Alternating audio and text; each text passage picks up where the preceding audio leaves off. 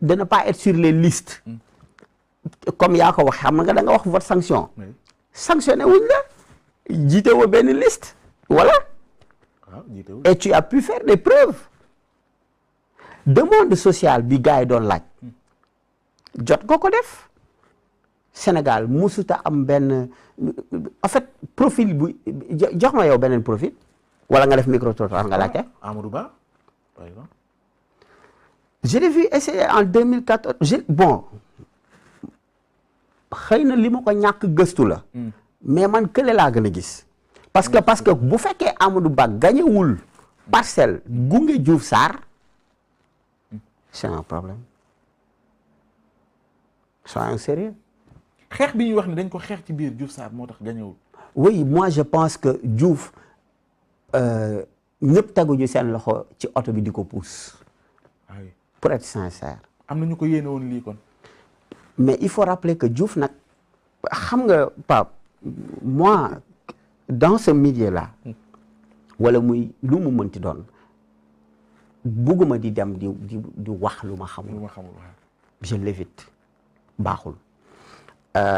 Dama seetlu 2014 Diouf Sarr qui gagne Yoff qui sauve même l'honneur de Benno Bokk Yaakaar 19 communes yi yow yaa gagné. mu amaat beneen élection man ci sama yaakaar dama foogoon kooku moom mooy dema Diouf Sarr ñu ne ko demal toog fële ñu jiital Amadou mais Amadou gañewul Dakar oui. ah non moom la ñuy wax problème Dakar bi rek la ñuy wax ni gañewul mais mais attends du ma ko indiwaat c'est des calculs là.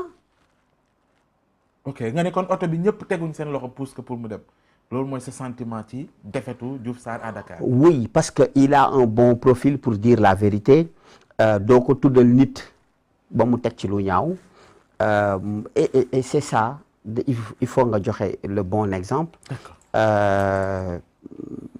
Pour moi c'est important. C'est important. C'est très important. Mame Gor Diazaka pour revenir un peu ci sa mbokk artistes yi. Il a un courage. C'est un courage très fort. Et il a raison. Il faut être dans les instances de décision. Instances de décision yi. soo fa nekkul lu ñu doxal bul kaas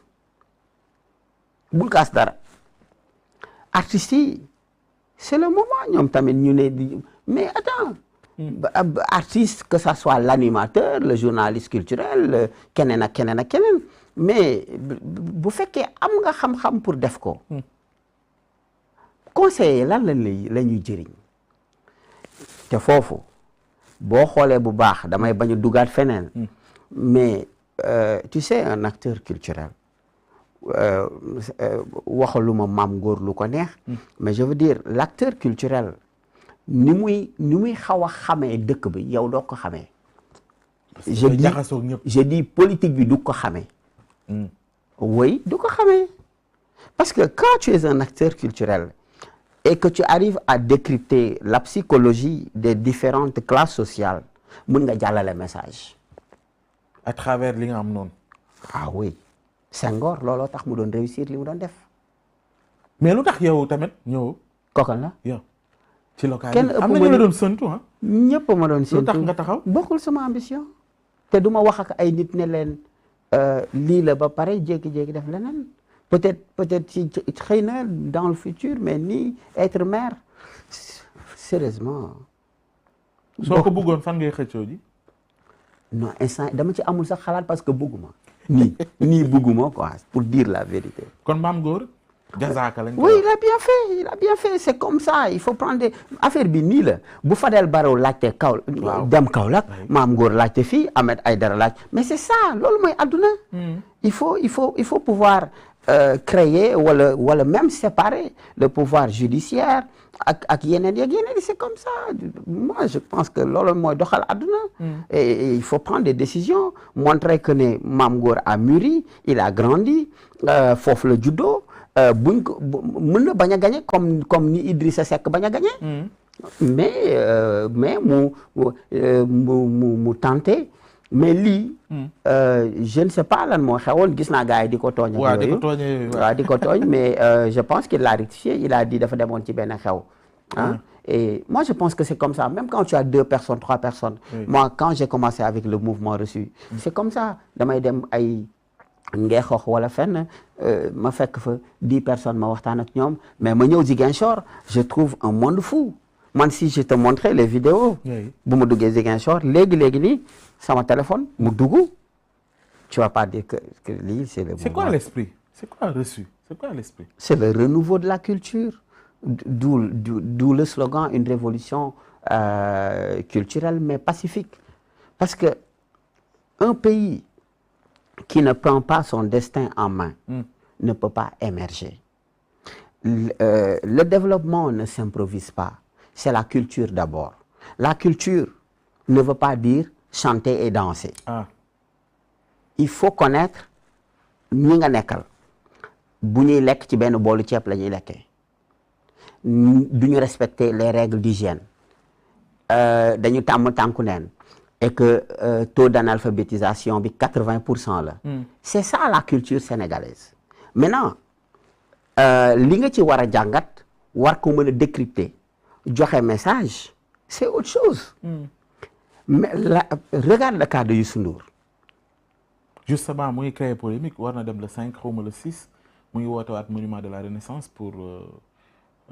Je pense que pour bon ma ñëw ma woon foofu sax xam naa comme yaa ko tudd sama xel ci loolu ci diggante bi mu fi tëggee yàggul ak bi mu fi war a tëggaate ak yooyu Youssou a le droit de jouer tous les jours que Dieu fait comme les hommes politiques le font gis nga maa moom caméra bi c'est-à-dire non da koy def rek pour mooy concert au président Macky Sall bi xëy na ngeen daal non mais c'est-à-dire il faut que les gens benn moment nag ñu waxante dëgg te yàlla tax c'est-à-dire yow munoo nekk ci dëkk bi mooy ñeneen ñi quel que soit parti bi nga bokk nag di wër dëkk bi di teg musique yi déjà fayoo seen ay droits d'auteur Ngoné wax na ci di fayoo droits d'auteur yi kii ne day liggéey nga ne ko doo liggéey te yow ngay wër di campagne ah non il faut arrêter ça c'est même pas un débat on doit être fier de Youssou il vend la destination ñun xamuñu Youssou man dama dem Washington dama dem New York mais ça ñu baare taliba Youssou di jouer maire bi ne fa Times Square il faut gars yi xamuñu Youssou wala xam nañ ko bañ ko wax li mu def bërki dem en un temps record mais kii dañ ko war a wax defaatal tous les jours que Dieu fait ce n'est même pas un débat c'est pas un débat je suis désolé il peut jouer tous les jours que Dieu fait d'accord mais ci ban posture nga bëgg a ñëw homme politique bi mu doon non je disais regardez l'acteur culturel c'est un homme de culture d'abord fu nekk tukki na fa xam na nit ñi ñi loxo la ñuy jël ñi kook la ñuy jël ñi fourchette ak paaka ñi champagne ñi nangam mais pour délivrer un message après c'est rapide c'est très rapide après pour délivrer un message c'est ce que disait Senghor la culture c'est le commencement et la fin donc avant ngay dem feneen il faut nga xam dëkk bi ba pare après nga ñëw ci les infrastructures routières portières aéroportières la santé et l'éducation surtout une éducation de qualité c'est important. Et tout ça c'est reçu c'est reçu lépp la ëmb reçu dafa ñëw mu ne culture bi il faut ñu xool nan la ñu mën a def